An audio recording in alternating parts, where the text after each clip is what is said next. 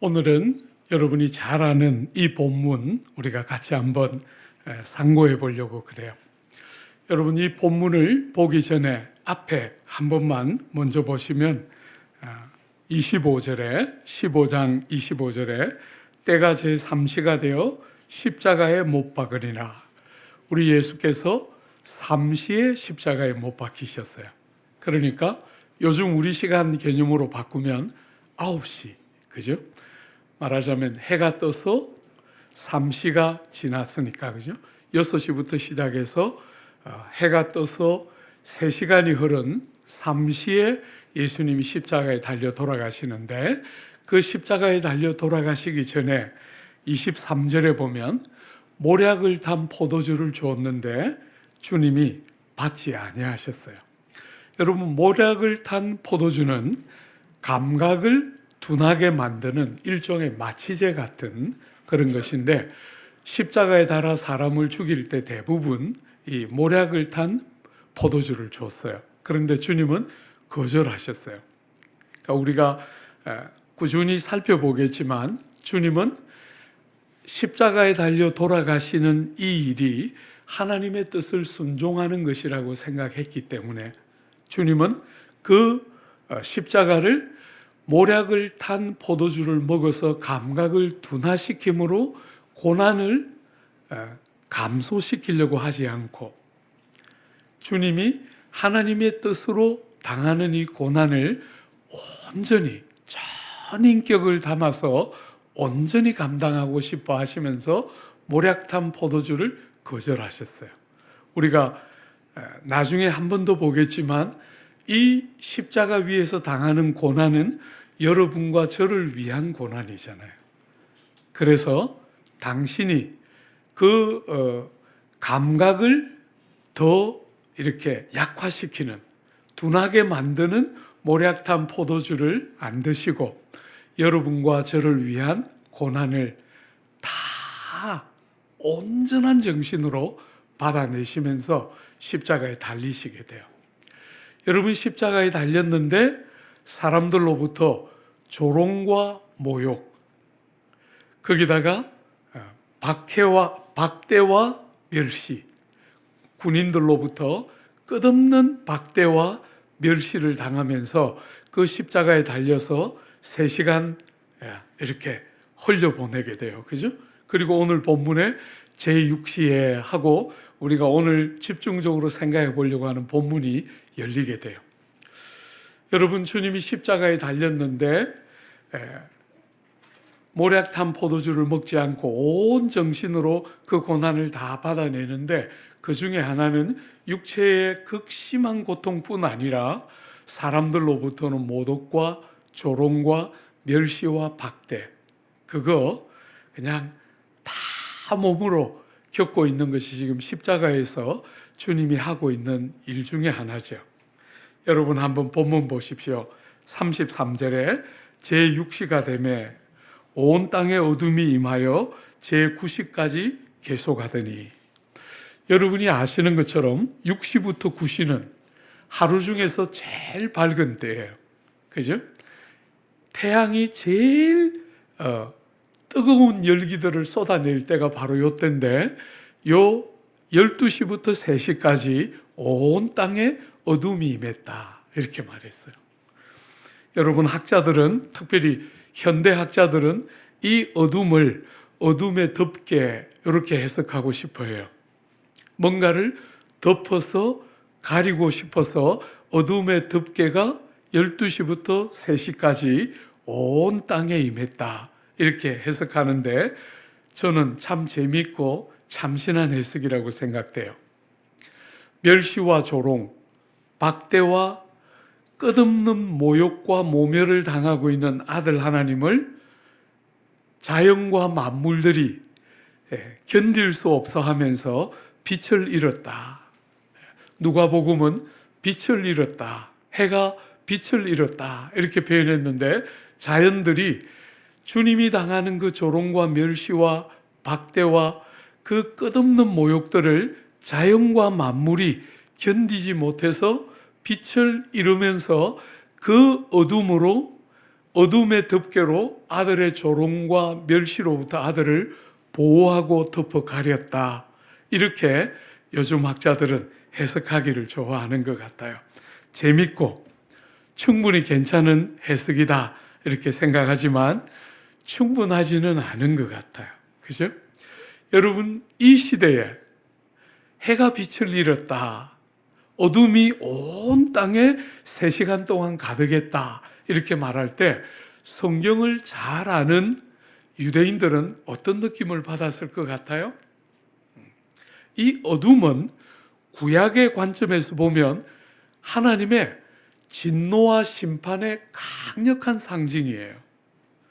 그러니까 어둠 하면 성경에 익숙했던 그 당시 사람들이 딱 뭘 떠올렸느냐 하면 오늘 학자들이 해석하는 것처럼 어둠의 덮개로 아들의 수치와 모욕을 가렸다 이렇게 해석하기를 좋아하지만 사실은 아들은 모략탄 포도주를 먹지 않으면서 온 인격으로 그 고난을 다 받아내고 있는 거잖아요. 그죠? 가리려고 하는 수치가 아니에요. 그러므로 아마 유대인들이 이 어둠을 해석할 때 대부분 성경에 익숙한 유대인들은 하나님의 진노와 심판이 임하고 있는 어두움의 강력한 상징, 그것들을 더 많이 떠올렸을 거라고 저는 생각해요. 여러분, 우리가 어제 보았던 6월절이 있었던 그 10번째 재앙 바로 앞에 9번째 재앙이 뭐냐면 온 애굽에 사흘 동안 어둠이 가득하게 임했던 그 하나님의 말씀을 거듭거듭 반역하고 거스르는 바로와 애굽을 향한 강력한 경고와 심판에 대한 상징으로 어둠이 임하는 것이죠. 그죠? 여러분이 요엘서나 아모스서 같은 데 보면 이스라엘 백성들이 여호와의 날을 기다리고 있는 그 이스라엘 백성들을 바라보면서 그 선지자들이 뭐라 그랬어요? 너희들이 어떻게 해서 이스라엘 여호와의 날을 기다리느냐? 그날은 빛 없는 어둠이다.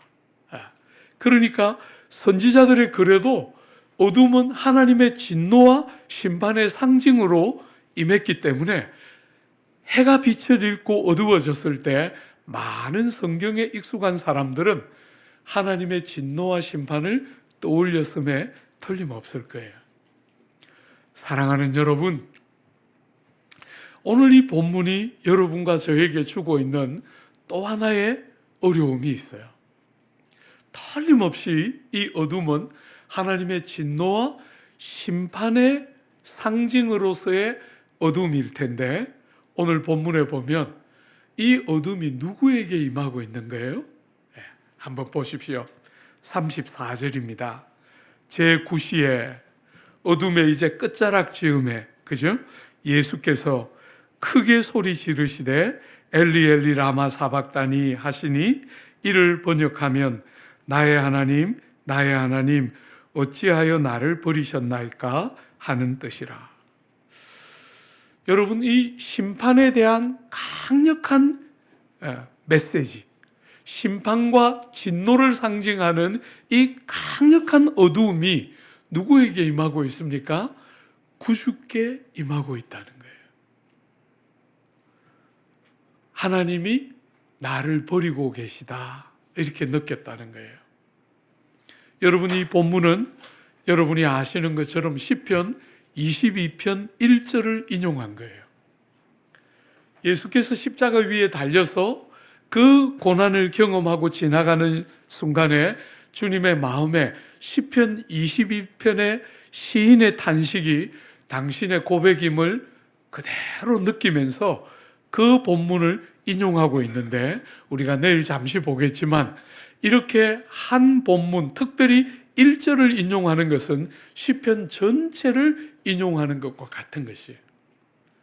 시편 22편 전체가 주님의 그 십자가 위에 달려서 돌아가시는 그분의 마음을 그대로 대변해 주는 바로 그런 본문이라고 느끼면서 주님은 이 말씀을 인용하셨어요. 사랑하는 여러분, 그런데 마가는 이 마가복음 15장에 오늘 요 본문 하나를 십자가 위에서 주님이 하신 7마디 중에서 하나만 인용했어요. 나머지 6마디가 있는데 마가는 그걸 다 생략하고 요 한 본문만, 요 한 내용만 주님이 십자가 위에서 하신 말씀으로 구체적으로 기록해 놓았어요. 제 생각에는 마가는 다른 6개의 본문이 있지만 이 하나가 6개를 다 포괄하는 7가지 십자가 위에서 하신 말씀 중에서 이것 하나가 전체를 다 담아내는 말씀이라고 보았던 것 같아요. 마가는 아무것도 주님이 십자가 위에서 하신 다른 말씀은 기록해 놓지 않고 이 말씀 하나를 딱 기록하면서 십자가 위에서 주님의 마음을 담아 표현했던 대부분의 말씀을 이 한 말씀 안에 담아내고 있는 것이에요. 여러분, 거기다가 여러분이 이 15장이 딱 들어오면 15장 2절에 빌라도가 예수님께 물어요. 네가 유대인의 왕이냐? 이렇게 묻자 예수님께서 네 말이 옳도다. 그렇게 대답하시고는 오늘 본문까지 일관되게 아무 말씀도 안 하세요. 전부 침묵으로 일관하시는데 주님이 그 침묵을 깨뜨리고 부르짖는 마가의 기록을 따르면 다른 복음서에는 7가지, 6가지의 다른 말씀이 기록되어 있고 이 말씀이 제일 먼저 한 말씀은 아니죠. 그런데도 마가는 다른 모든 주님의 말씀에 대해서는 침묵하면서 이 말씀을 제일 먼저 기록하고 있어요. 거기다가 여러분 크게 소리 질렀다 이렇게 말씀하셨으니까 주님의 감정의 그 크기와 깊이가 얼마나 컸는가 하는 표현을 담아서 이 표현을 지금 여러분들에게 전달하고 있는 거예요. 그러니까 이 지금 표현이 얼마나 특별하고도 독특한가 하는 것이 본문의 이 마가의 전체 복음서에 기술하는 과정에 이 표현이 얼마나 독특하고 특별한가 하는 거 염두에 두고 이 말씀을 묵상해야 할 거예요. 그죠? 사랑하는 여러분, 주님의 이 말씀을 여러분과 저의 말로 번역하면 주님 지금 이 강력한 어둠으로 심판하시고 진노하시는데 나를 향하여 심판과 진노를 쏟아부으시면서 주님이 나를 버리고 있습니다. 이렇게 주님이 십자가 위에서 말씀하신 것이지요. 주 안에 사랑하는 여러분, 시편 22편 1절이 엘리 엘리 라마 사박다니라면 2절에 이렇게 되어 있어요. 어찌 나를 멀리하여 돕지 아니하시오며 내 신음하는 소리를 듣지 아니하시나이까. 내 하나님이여, 내가 낮에도 부르짖고 밤에도 잠잠하지 아니하오나 응답하지 아니하나이다. 여러분, 하나님이 왜 나를 버리십니까? 하고 부르짖으면서 내가 기도할 때 듣지 않으시고 내가 부르짖는데 응답하지 않습니다 하고 이렇게 탄식하는 게 시편 22편이에요. 사랑하는 여러분, 우리는 죽음이라고 생각할 때 죽음은 존재의 소멸처럼 많은 사람이 생각하지만 성경의 관점에서 죽음은 무엇입니까? 분리입니다. 분리. 생명의 근원이신 하나님, 만복의 근원이신 하나님으로부터 끊어지는 것, 분리가 곧 사망이지요. 그죠? 아버지여 왜 나를 버리십니까? 하나님이 왜 나를 버리십니까? 할 때 이 분리의 경험은 사망의 또 다른 경험인 거예요. 그죠? 여러분이 사람이 죽으면 어떻게 됩니까? 사람이 죽으면 영과 육이 분리가 됩니다. 여러분을 구성하고 있는 영과 육이 분리가 되고 이게 붙어 있어야 사람인데 분리가 되면서 사망이 우리의 삶에 오는 것이죠. 그죠? 죽음은 분리를 말하는 것이에요. 주님이 십자가 위에서 하나님의 진노와 심판을 받아서 하나님께로부터 분리되고 버려지고 하나님으로부터 죽음을 경험하는 고통과 질고를 호소하고 있는 것이죠.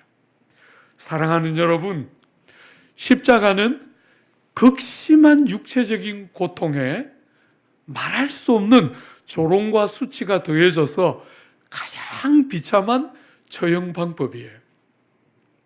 그런데 오늘 여러분들이 이 본문을 가지고 여러분들이 딱 주목해야 하는 것은, 주님을 이렇게 고통스럽게 부르짖게 하는 것은 사랑하는 여러분, 죽음 자체가 아니고 죽음 이외에 사람들로부터 받는 모욕과 조롱과 멸시와 박대가 아니고, 그런 것들도 다 아프지만 여러분, 주님이 제일 아파하고 질고하고 탄식하고 고통하는 것은 하나님이 낯빛을 가리셨다는 거예요.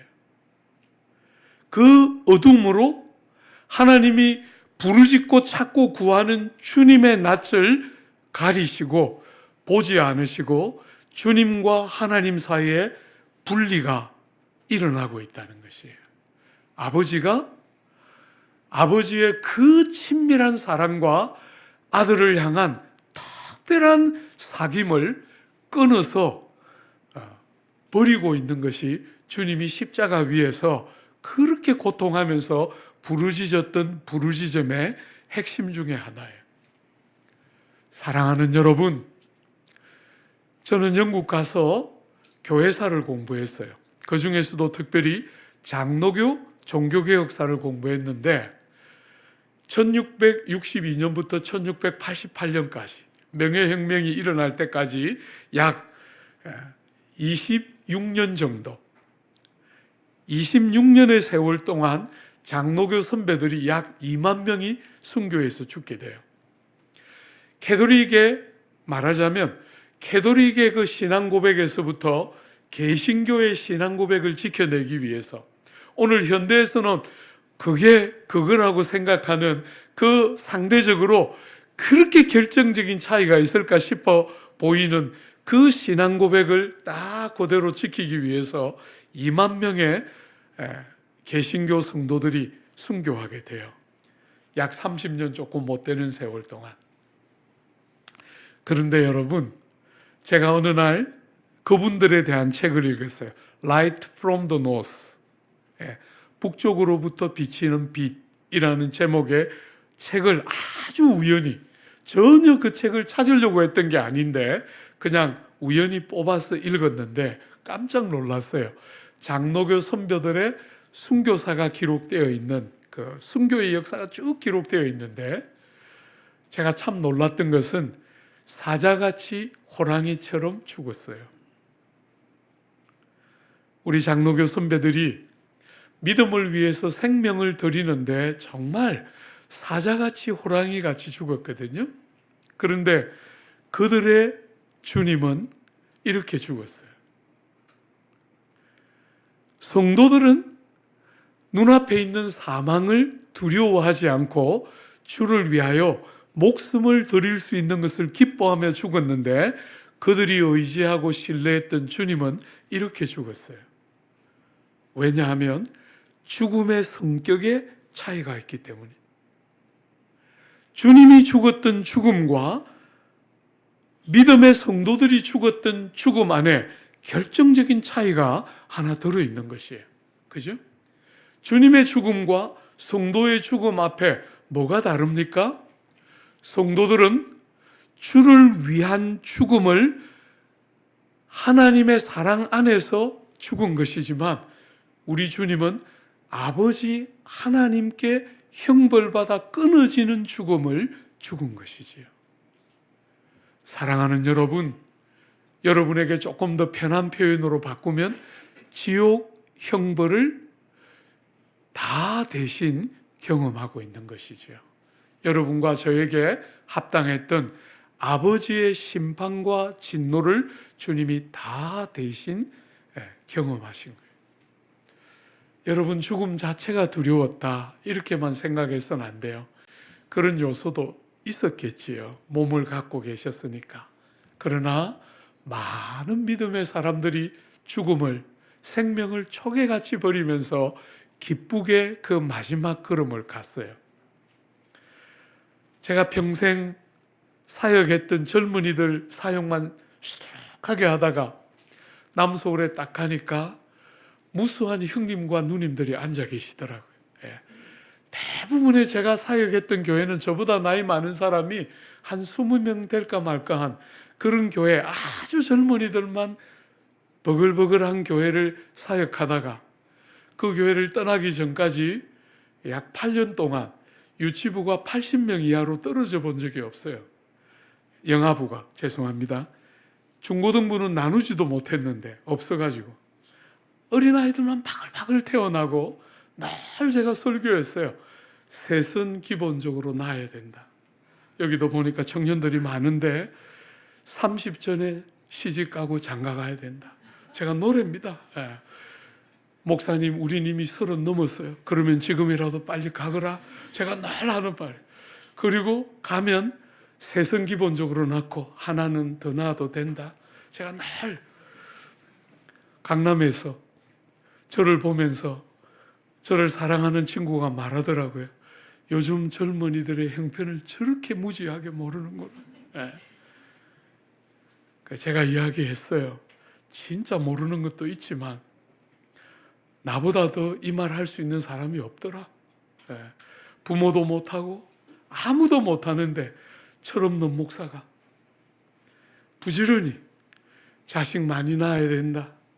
30 전에 시집가고 장가 가야 된다. 절대로 기다리지 말고 사다리 타라. 예. 기다리는 것보다 사다리 타고 그냥 만나서 결혼하는 게 훨씬 낫다.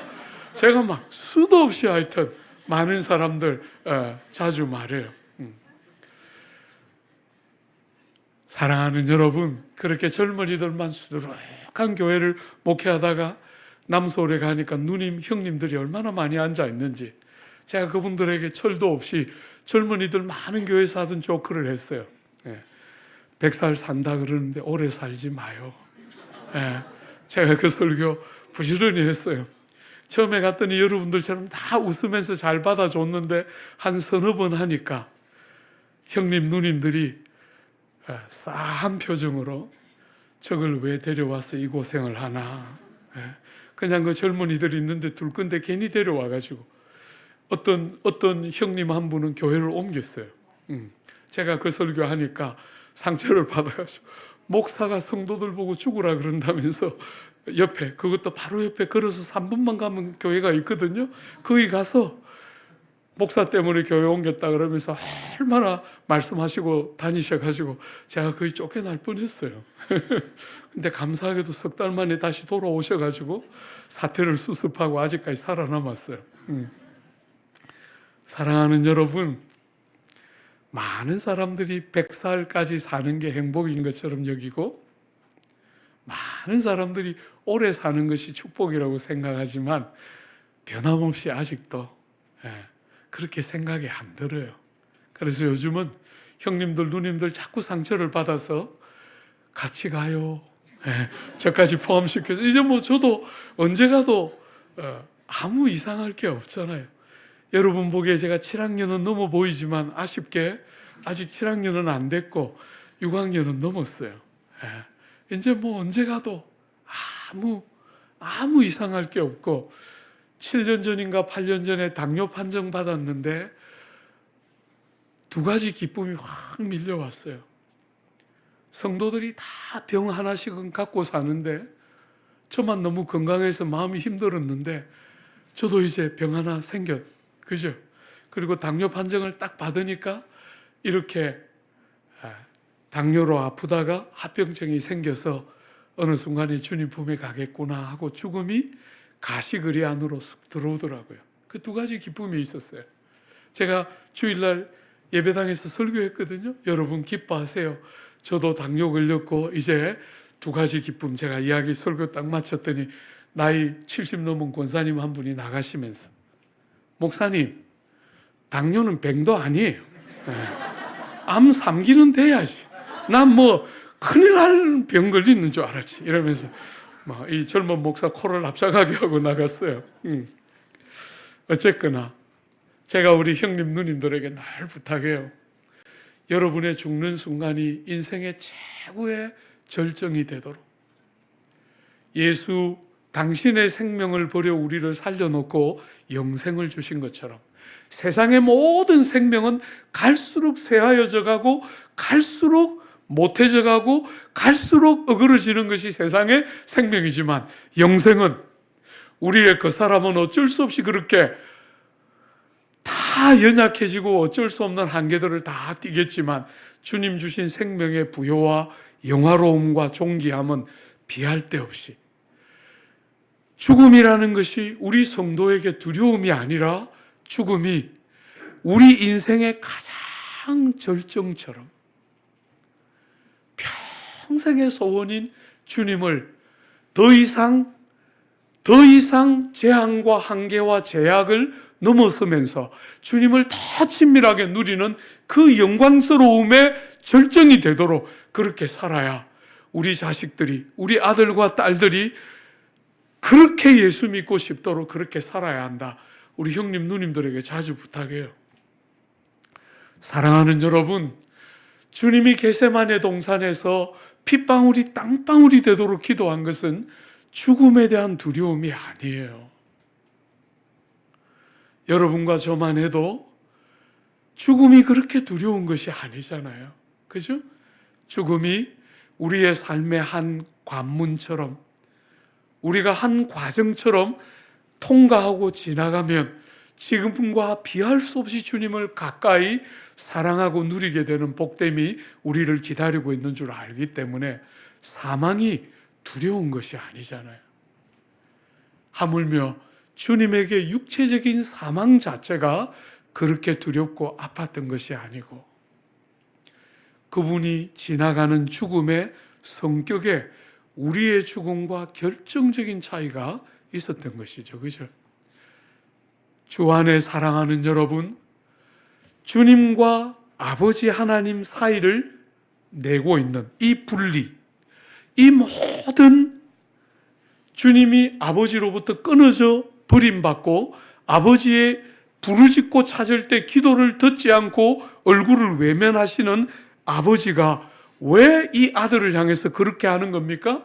여러분이 신약 성경을 보면 우리 예수께서 우리와 똑같이 사람의 몸으로 이 땅에 오셨다 그 이야기를 하면 대부분의 경우에 그 뒤를 붙여서 뭐가 나옵니까?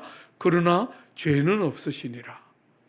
늘 성경이 반복해서 주님이 사람으로 이 땅에 오셨다 할 때 그러나 죄는 없으시니라 늘 그렇게 말하는데 죄야말로 하나님과 우리 사이를 분리시키고 하나님과 우리 사이에 듣지 않게 하는 모든 제목은 죄인데 죄는 없으신데 어떻게 주님을 향해서 아버지가 얼굴을 가리고 아들 하나님을 그 친밀한 사귐과 교통을 나눴던 아들 하나님을 버릴 수 있는 것입니까?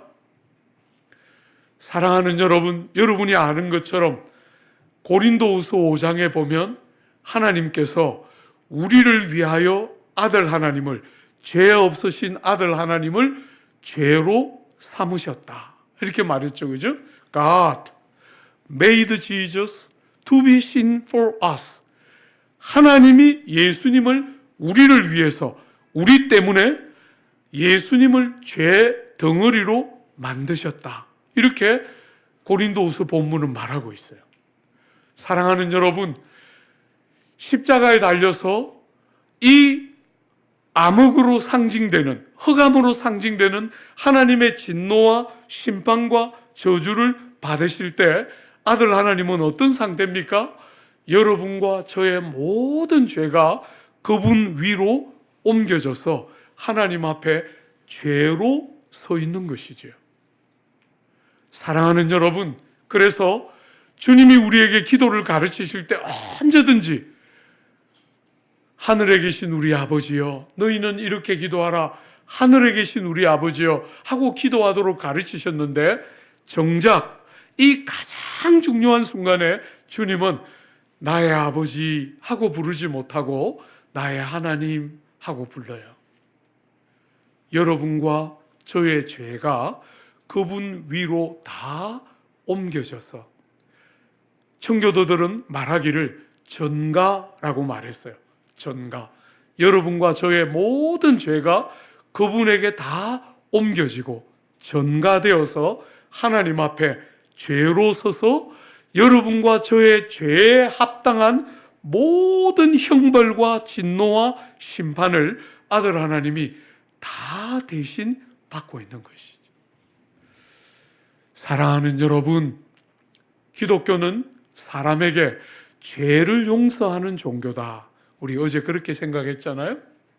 죄가 용서되는 종교인데 죄 사함을 위하여 많은 사람을 위해서 당신이 흘리시는 피, 새 언약의 피다. 이렇게 우리가 보았지 않습니까?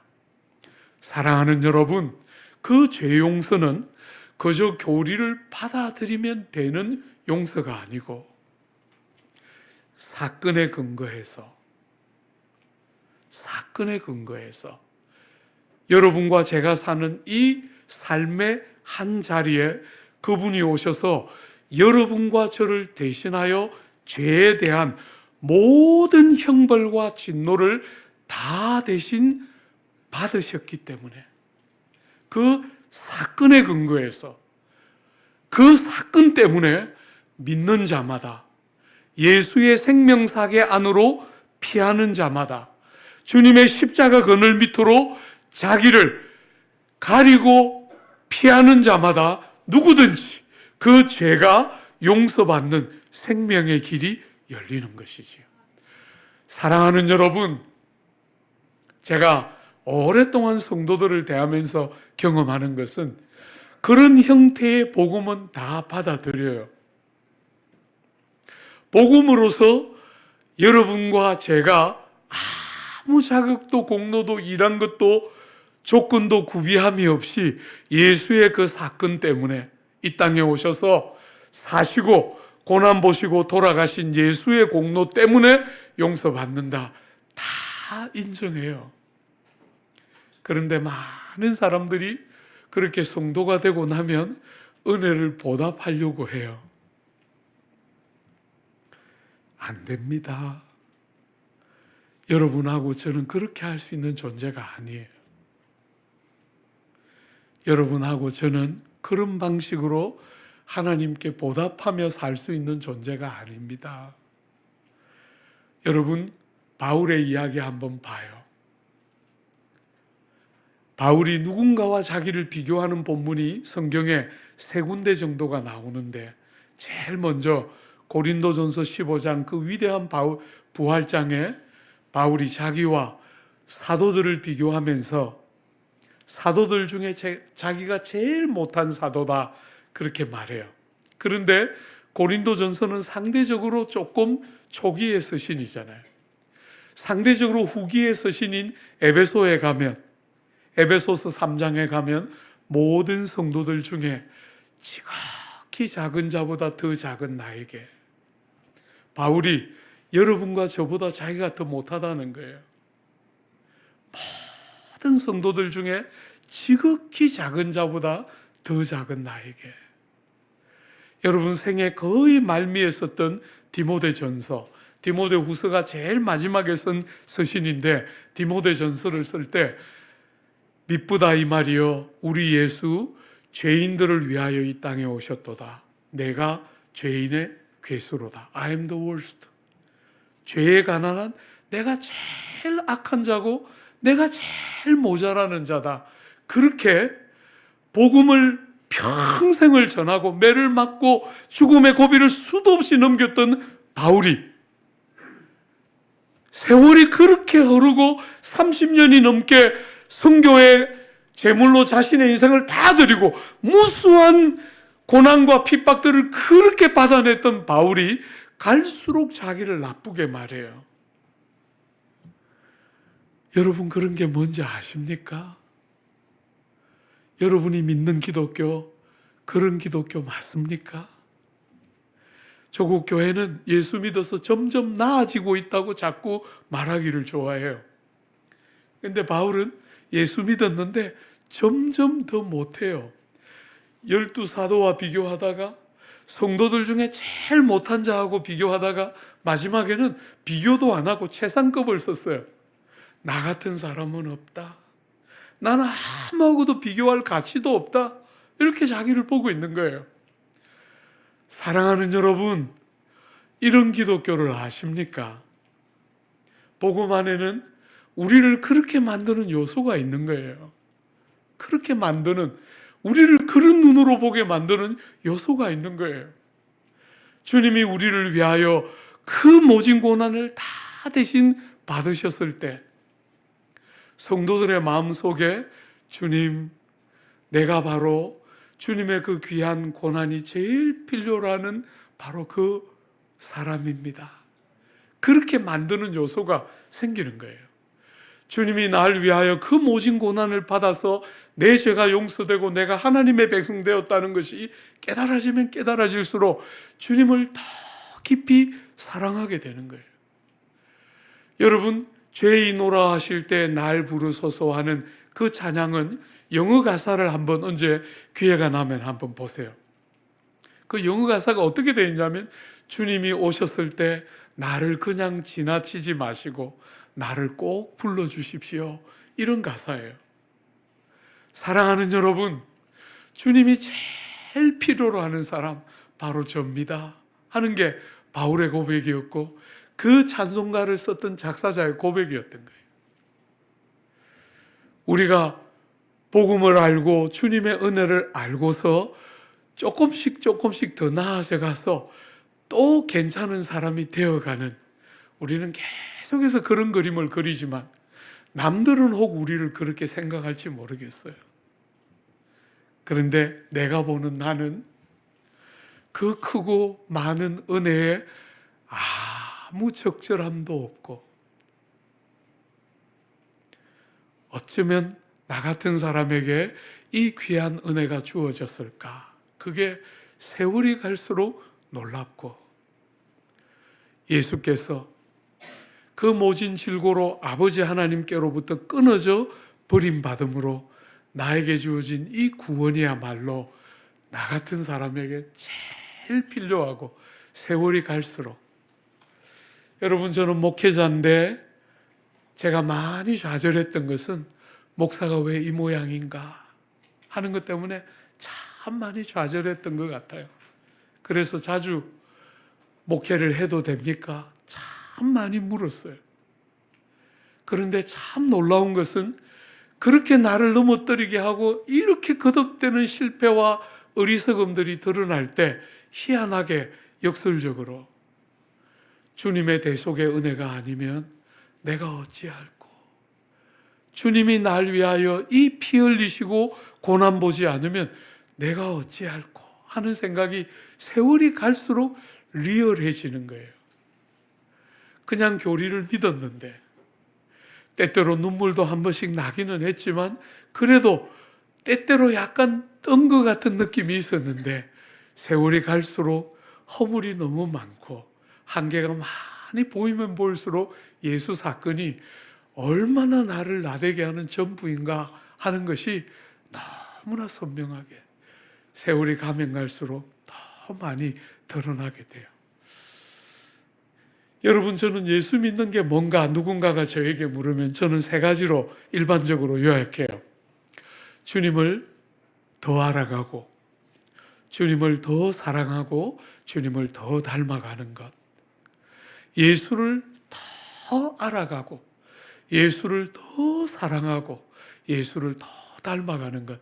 이게 신앙생활의 전부를 요약하는 것이다. 저는 그렇게 생각해요. 인격성.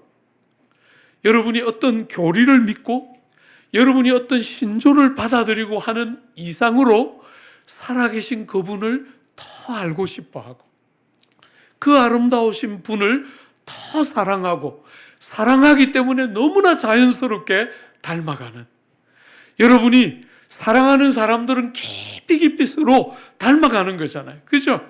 부부가 그렇게 안 닮아서 다투기도 하고 실망도 하는데도 같이 살아가는 연조가 더해져 가면서 사랑을 해가면서 많이 서로 닮아가는 거예요. 많이 서로 닮아가는 것처럼 주님을 믿을 뿐 아니라 주님을 사랑하고 주님을 사랑할 뿐 아니라 주님을 닮아가는 것, 그것이 신앙의 요체고 전체의 요약이라 할 수 있겠지요. 오늘 사랑하는 여러분, 우리 예수께서 여러분과 저의 죄짐, 죄와 모든 죄가 부르는 모든 비참과 형벌과 진노를 다 대신 감당하시고 돌아가심으로 여러분과 저에게 죄 용서함과 여러분과 저를 자유케 하심. 사랑하는 여러분, 자유가 뭔지를 아십니까? 여러분 자신으로부터의 자유, 사람들의 평판, 사람들이 날 어떻게 보나, 나는 나를 어떻게 보나, 많은 사람들이 자기의 종이에요.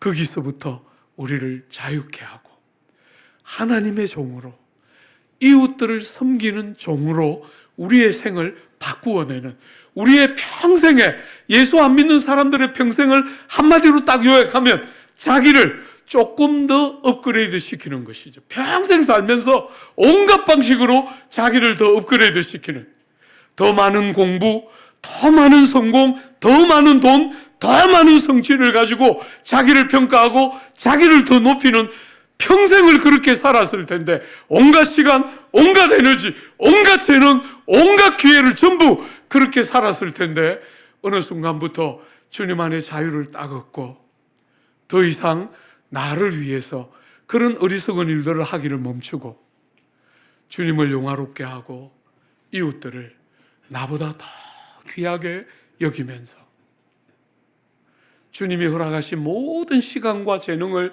가지고 할 수만 있으면 사람들을 복되게 하고 유익게 하는, 세상은 전부 자기가 훌륭한 사람이 되고 나서 그 다음에 남들을 섬기라고 말하지만 주 안에 사랑하는 여러분, 여러분이 어떤 사람이 되든지 어떤 자리에 있든지 이웃들을 복되게 하는 것, 눈이 바뀌기 시작하는 것이지요. 주님이 우리를 위하여 돌아가신 것처럼 우리도 누군가를 위하여 생명을 버릴 수 있다면 그보다 더 복된 일이 없다, 이렇게 생각하고 세상을 다른 눈으로 살기 시작하는 것이지. 사랑하는 여러분, 주님이 이렇게 우리의 모든 죄로 인한 형벌과 진노와 심판을 받고 돌아가시자 두 가지 중요한 일이 일어났다, 오늘 본문이 말하고 있어요. 한번 보세요. 38절입니다. 이에 성소 휘장이 위로부터 아래까지 찢어져 둘이 되니라. 여러분이 성소 휘장, 위에서부터 아래로 찢어졌으니까 사람이 힘을 줘서 아래에서 위로 찢은 것이 아니고 위에서부터 아래로 찢어졌으니까 누가? 하나님이 갈랐다, 이렇게 말하고 싶은 거겠죠. 그죠? 위에서부터 아래로 쪼개어졌어요. 사랑하는 여러분, 성소와 지성소를 가로막고 있던 휘장, 하나님의 임재로 가득한 그 지성소에 들어가는 문을 가로막고 있던 휘장, 그래서 그 휘장을 1년에 한 번만 대제사장 한 사람만 희생의 제물을 반드시 가지고 들어갔던 그 휘장이 찢어지면서 이제 여러분과 저에게 은혜의 지극한 하나님의 임재의 지성소까지 들어가는 길이 열린 것이죠. 모든 장애물이 다 무너지고 주님의 가장 가까운 친밀한 사귐과 교통 안으로 부르시는 은택의 문이 열리게 되는 것이죠. 여러분, 하나님의 성령이 우리 안에 들어와 계시다, 이렇게 말할 때 구약의 모든 제사제도와 구약의 모든 예배는, 경건은 전부 예루살렘을 향해 있는데 이제부터는, 그죠? 그분이 우리 속에 들어오셔서 여러분과 제가 몸을 가지고 하는 모든 일이 하나님을 섬기는 영적 예배와 제사가 되는, 새로운 시대가 열리는 것이죠. 그죠? 은혜의 성령이 우리 속에 들어오시면서 가장 가까운 데까지 주님과 사귀며 교통하는 영광과 복락을 누리게 되는 것이죠. 여러분, 제가 어제 개인적인 이야기를 좀 했는데 너무 죄송하지만 한 번만 더 해보면, 엄마 없이 이렇게 컸기 때문에 새어머니가 초등학교 5학년 때 들어오셔서 대학교 4학년 때까지 사셨는데 그 어머니한테 한 번도 돈 달라는 말 못했어요. 대학교 4학년 때 그분이 다시 아버지랑 이혼하고 가시기 전까지 제가 그 어머니한테 돈 한 푼 주세요 하는 말 한 번도 못했어요. 제 친구들은 보니까 엄마한테 그렇게 안 하더라고요. 엄마한테 돈 딱 이렇게 손 내밀고 언제든지 타가고 뭘 적금 들어둔 것처럼, 뭐 그런 당연한 자기 것을 찾는 것처럼 얼마나 담대하고 안 주면 막 떼쓰면서 떼굴떼굴 구르고, 정말 너무너무 부러웠어요. 여러분, 제가 예수도 그렇게 믿더라고요. 어느 날 제가 예수 믿는 거 보니까 제가 그 양모를 대할 때 제 자세와 모습이 하나님께 똑같이 대하고 있는 저를 어느 날 봤어요. 눈치 보고. 엄마가 나를 버리고 달아날까 싶어서 엄마가 싫어할 만한 일은 일체 안 하고 눈치 보는 그런 제가 예수 믿을 때도 똑같이 하고 있는 저를 봤어요. 사랑하는 여러분, 그런데 친자식들은 다르더라고요. 때도 쓰고 발을 떼굴떼굴 구르면서 돈 달라 그러고, 요즘도 이렇게 보면 시집가고 장가간 것들이 올 때 겁이 나요. 손에 뭘 들고 오면. 저 조그만 거 들고 와서 이미 우리는 벌써 얼마나 돈을 썼어요. 그죠? 이미 벌써 들어간 게 헤아릴 수 없이 들어갔는데 손에 조그만 거 들고 오면서 의기양양하게 이렇게 들어오면 또 저래가지고 또 뭘 또 얼마나 또 수고해 갈까 이렇게. 아무도 그렇게 염려 안 하잖아요. 그죠? 그냥 손에 뭐 작은 거 들려 있으면 거기 그냥 너무 고마워가지고 이전에 투자했던 그 무수한 것은 다 어디로 갔는지 흔적이 없고 손에 들린 조그만 거 그게 그렇게 감동적인 그런 거 제가 보면서 참 많은 생각해요. 사랑하는 여러분, 휘장이 찢어져서 여러분과 저를 막을 수 있는 장애물은 아무것도 없어요. 눈치 보고 자격 없다 그러고 끝없이 하나님께서 무슨 불이익을 주실까? 나는 저 자식과 달라서 나는 하나님이 하드십을 많이 주시면서 약간 친자식은 아닌 것 같아서 눈치 많이 보고 있으면 여러분은 아직 복음을 알아야 될 대로 모르는 것이지요. 그죠? 뻔뻔스러운 담력. 마귀가 여러분을 어떻게 송사하든지, 여러분의 양심이 일어나서 여러분을 뭐라고 송사하든지 관계없이 나는 예수님이 제일 필요한 사람입니다. 마귀의 그런 송사와 양심의 송사들을 그들이 원하는 것처럼 나를 떳떳하게 해서 자유하려면 여러분과 저는 그렇게 살아낼 수 있는 사람들이 아니에요. 뻔뻔스러운 담력. 하나님이 아들의 생명으로 나를 살리고 나를 아들로 불러주신 것 딱 붙들고 절대로 요동치 않고 견고하게 주님의 공로 딱 붙들고 나를 보면, 여러분이 여러분 자신을 보거나 내가 나 자신을 보면 좌절할 수밖에 없는 우리의 무수한 한계에도 불구하고 이런 우리를 아시는 주님이 우리를 그래서 완전한 구주의 대속의 은혜 안에서 우리를 부르시는 줄 믿는 것이죠. 그렇죠? 우리 안에 작은 것도 뭔가를 신뢰할 만한 것이 없어요. 그렇지만 예수 안에 온전한 모든 것이 다 있기 때문에, 그래서 모든 시대를 살았던 하나님의 사람들은 살아가면 살아갈수록 예수를 더 사랑하지 않을 수가 없는 것이죠. 그죠? 나를 나되게 하는 것은 주의 은혜밖에 없는 줄 아는 것이죠. 떳떳하게 살라 하면 안 됩니다. 그래서 제가 자꾸 여러분들에게 못을 박는 거예요. 국가대표들이니까 그냥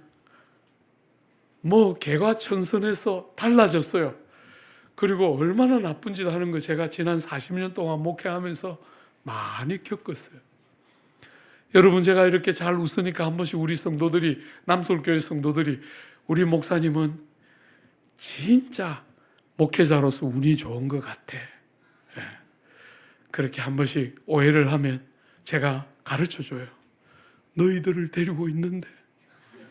제가 사랑하는 여러분, 한 번씩 선수들 보내주시더라고요. 선수들 만났습니다. 제가 남서울교회 딱 부임해 오니까 벌써 10수년이 지났는데 사랑하는 친구들이 저보고 남서울교회 어때? 성도들 참 좋지?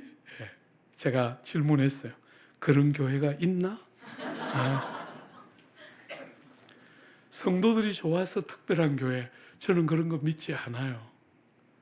은혜가 흐를 때 우리의 허물을 덮어내고 인생의 모든 약점과 한계들을 그 은혜가 흘러서 덮어낼 때 짐승 같은 우리들 속에 서로를 사랑하고 서로를 깊이 아끼고 소중히 여기는 귀함들이 그럴 때 드러나는 것이지, 우리 안에 남다름이 있어서 그런 엉터리 같은 신화는 벌써 버렸어요.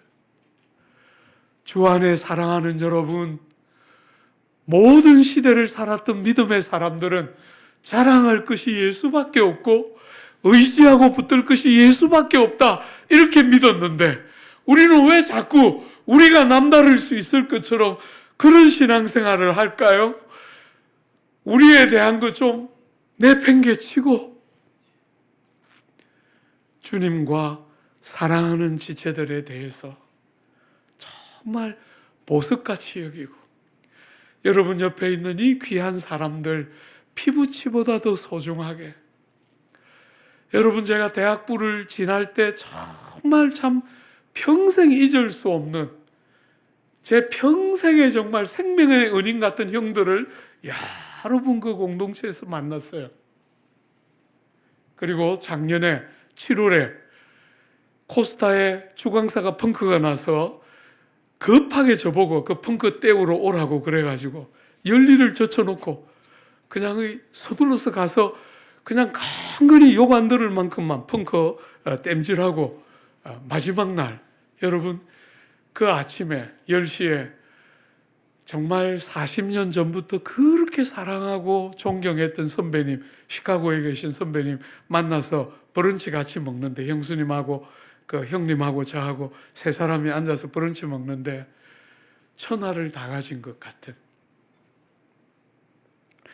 사랑하는 여러분, 참 제가 그 교회에서 참 상처투성이로 살았던 제가 그 교회에서 저보다 저를 더 사랑해주는 형들과 누나들을 만났어요. 그리고 제 생애 처음으로 하나님 앞에 기도했어요. 하나님, 저도 형들처럼 누나들처럼 예수 믿고 싶어요. 여러분, 제가 그전에 교회 다녔는데 그전에 교회 다닐 때 예수 잘 믿는 사람 딱 둘 중에 하나더라고요. 목이 쉬었거나 눈이 째졌거나. 너무 놀랍게 예수 잘 믿는다 하는데 목이 쉬었거나 눈이 째졌어요. 왜? 기도를 너무 많이 하는데 가까이 가고 싶지는 않아. 기도를 너무 많이 해서 목이 다 쉬었는데 가까이 가고 싶지는 않아요. 눈이 다 째졌어요. 왜? 남 판단하느라. 그런 사람들만 실컷 보다가 그 대학부에 가서 처음으로 나도 저렇게 예수 믿어야지, 나도 저 사람처럼 돼야지, 처음으로 형들과 누나들 만났어요. 저보다 엄마 없이 자라서 뾰족뾰족하고 상처투성이로 컸는데 저보다 저를 더 사랑해주는 형들과 누나들, 저는 생애 처음으로 만났어요. 사랑하는 여러분, 여러분이 예수 믿고 예수 안 믿는 세상 사람들처럼 내가 잘 되고 내 가족이 잘 되고 내 남편이 잘 되고 내 자식이 잘 되고 전부 그런 것밖에 말할 수 없었던 우리들에게 교회를 주시고 나보다 더 소중한 형들과 누나들을 주시고 혈육과 비교할 수 없는 교회 공동체를 우리에게 주셔서 이렇게 생면부지의 사람들을 예수 아니면 아무 관계가 없었을 사람들을 피부치와 비교할 수 없이 누군가를 그렇게 사랑하는 그런 게 뭔지 혹시 아십니까?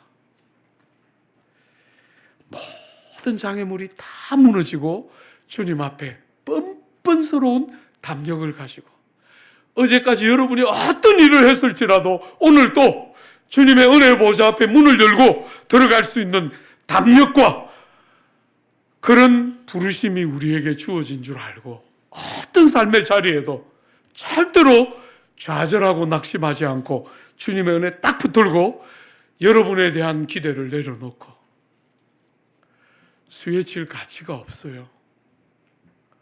여러분과 저는 볼 거 없습니다. 그냥 사람들이 적당히 여러분을 봐주니까 그냥 봐주지. 그냥 탁 열어서 보면 다 하면서 다 넘으실 거예요. 사랑하는 여러분, 헛된 세상의 기대를 내려놓고 주님이 우리를 위하여 행하신 그 일이 나의 전부인 것을 늘 잊지 않고 그 문이 열려진 문으로 들어가고 나가는 것이죠. 하나 더 보세요. 그 열려진 문으로 누가 들어가고 있습니까? 한번 보십시오. 여러분, 39절입니다. 예수를 향하여 섰던 백부장이 그렇게 숨지심을 보고 이르되 이 사람은 진실로 하나님의 아들이었도다 하더라. 여러분, 누가복음은 예수님이 십자가에 달려 돌아가실 때 한편에 있던 강도가 깨닫고 네가 오늘 나와 함께 낙원에 있으리라. 먼저 그 주님이 십자가에 돌아가시기 직전에 먼저 미리 열려진 문으로 그 강도가 먼저 들어가는 것. 틀림없이 순서는 그가 먼저 들어갔죠. 그죠? 그렇지만 마가는 그를 침묵하면서 이 열려진 휘장을 따라서 로마의 백부장이 들어갔다. 이렇게 여러분과 저에게 말하고 있어요. 여러분, 이 백부장은 어떤 면에서 아마 이 모든 십자가의 형벌을 집행하고 있던 책임자였을 가능성이 클 것 같아요. 그죠? 대제사장의 뜰에서 빌라도의 뜰에서 있었던 그 재판을 지켜보고 예수님을 데리고 골고다 언덕에 올라와서 십자가에 못 박아서 무수한 사람들의 조롱과 멸시와 박대들을 주님이 대하는 모습, 그 어둠을 통과해가면서 이 백부장이 여러 경험을 거치면서 백부장이 깨닫고 마침내 고백을 쏟아내는 거예요. 여러분, 여기에 그냥 평범해 보이지만 이 사람은 참으로 하나님의 아들이었도다 하는 이 고백이 평범해 보이지만 마가복음을 쭉 읽어보면 마가의 제일 중요한 핵심 메시지는 예수님이 어떤 분이신지 알아야 한다. 그런데 예수님이 어떤 분이라고요? 하나님의 아들 그리스도 예수의 이야기입니다. 그게 1장 1절을 열 때 마가가 그 복음서를 열면서 했던 첫 번째 말이에요. 하나님의 아들 그리스도 예수의 시작이라 하고 마가복음이 시작되고 마가복음 곳곳에 직간접으로 예수는 하나님의 아들이시다 하는 고백들이 직간접으로 계속 나오다가 이제 16장이면 끝나게 되는데 15장에 이방인의 입을 빌려 다시 한번 이 주제를 반복하고 있는 것이죠. 여러분이 아시는 것처럼 가이사랴 빌립보에서 베드로가 주님에 대해서 고백했던 바로 그 고백이잖아요. 그죠? 주는 그리스도시요 살아계신 하나님의 아들입니다. 주님이 얼마나 좋아하셨는지 그때부터 이전에 하지 않던 정말 하고 싶은 이야기를 하시기 시작하는 거잖아요. 고난에 대해서, 십자가에 대해서 이제 본격적으로 가르치기 시작하는 게 가이사랴 빌립보의 고백이에요. 여러분, 요한복음 20장에 보면 요한이 그 요한복음을 쓴 이유를 이렇게 표현했어요. 오직 이것을 기록함은 너희로 예수께서 하나님의 아들 그리스도이심을 믿게 하려 함이라. 예수가 하나님의 아들 그리스도이심을 믿는 것, 이게 요한복음을 쓴 목적이라는 거예요. 그런데 오늘 상대적으로 훨씬 짧은 시간에 이 백부장은 예수를 향한 정확한 믿음의 고백을 쏟아내고 있는 것이. 사랑하는 여러분, 사람들은 늘 기독교의 신앙을 일반 세상의 종교의 연장선에서 보려고 해요. 그러나 기독교는 다릅니다. 아주 최근에 우리 교회 평생을 원불교에 몸을 담아 살다가 갑자기 아무 계기도 없이 갑자기 교회를 가고 싶다 하는 마음을 가지고 교회를 왔어요. 와서 이렇게 말했어요. 목사님, 너무 늦게 온 것 같아요. 너무 늦게 온 것 같아요. 제가 이야기했어요. 너무 늦은 때는 없습니다. 세상은 그런 이야기를 숱하게 쏟아내지만 너무 늦은 때는 없습니다. 교우를 부르신 지금은 최고의 시간입니다. 사랑하는 여러분, 어떤 사람도 아무도 차별하거나 나누지 않으시고 모든 사람을 주님의 가장 완전한 때에 불러서 우리를 하나님의 백성 되게 하시는 은혜가 역사하는 복된 때에 이방인이든 유대인이든 남자든 여자든 나이 많은 이든 작은 이든 병든 자든 건강한 이든 누구든지 차별하지 않고 주님이 은혜의 보좌 앞으로 예수의 이 대속의 은혜를 믿는 자마다 주님께로 부르시는 복된 시대가 지금이에요. 때가 되면 은혜가 멈추게 되는 때가 옵니다. 그렇게 꿈같이 20살에 대학부에 올라와서 전도사로 부목사로 그 한 교회에 13년 있다가 영국 유학 갔어요. 유학을 갔을 때만 해도 그 교회에 대한 잔영들이 너무 많이 남아 있었기 때문에 한국 교회를 정확하게 보지 못했어요. 많은 교회가 그러려니 하고 그냥 컸는데 많은 사람들을 만나고 목회를 하고 하면서 점점 배우게 돼요. 아, 때가 있었구나. 하나님께서 이렇게 자격 없는 사람들에게 은혜를 부어서 사람들을 그렇게 허물투성인 사람들을 허물을 다 가려주시면서 피부치같이 서로를 사랑하고 소중히 여기고 주님을 사랑하고 주를 위해서 살기를 수도 없이 다짐하면서 서로를 격려하고 붙들어주는 그 복된 때가 매사에 은혜를 주시는 때가 있고 그게 거두어지는 때가 있구나 하는 것을 너무너무 많이 보게 돼요. 사랑하는 여러분, 지금은 은혜 받을 때예요. 아무도 주님이 노 하고 말하지 않습니다. 당신이 끊어져 버림 받으셨기 때문에 어떤 사람도 여러분 중에 누구도 노 하지 않습니다. 주님, 내가 바로 예수님을 제일 필요로 하는 바로 그 사람입니다 하고 주를 찾고 부르는 자마다 주님이 아무도 노 하고 얼굴을 돌리지 않습니다. 사랑하는 여러분, 저는 오랫동안 결손 과정에서 컸기 때문에 하나님이 나한테는 그렇게 안 할 줄 알았어요. 다른 사람 사랑하는 것은 굉장히 쉽게 믿었는데 나 사랑하는 것은 못 믿겠더라고요. 그렇게 수많은 사랑 안 하시는 표가 있는데 어떻게 나를 사랑하시나 도저히 안 믿어졌는데 어느 날 말씀이 깨달아졌어요.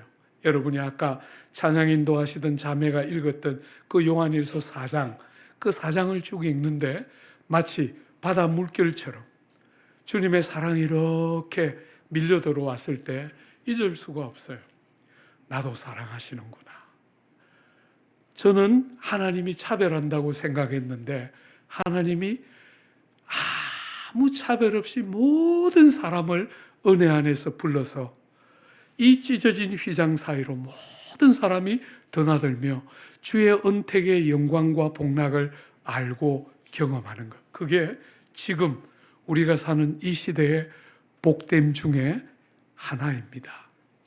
사랑하는 여러분, 아무도 이 주님을 향해서 관계없는 사람이 없기를. 주님, 내가 바로 그 사람입니다. 그리고 주님이 바로 나를 위해서 그 일을 하셨기 때문에 주님을 깊이 사랑하고 많이 닮아가는 복되고 귀한 성도들 여러분 모두가 되어주시기를 기대하고 축복합니다.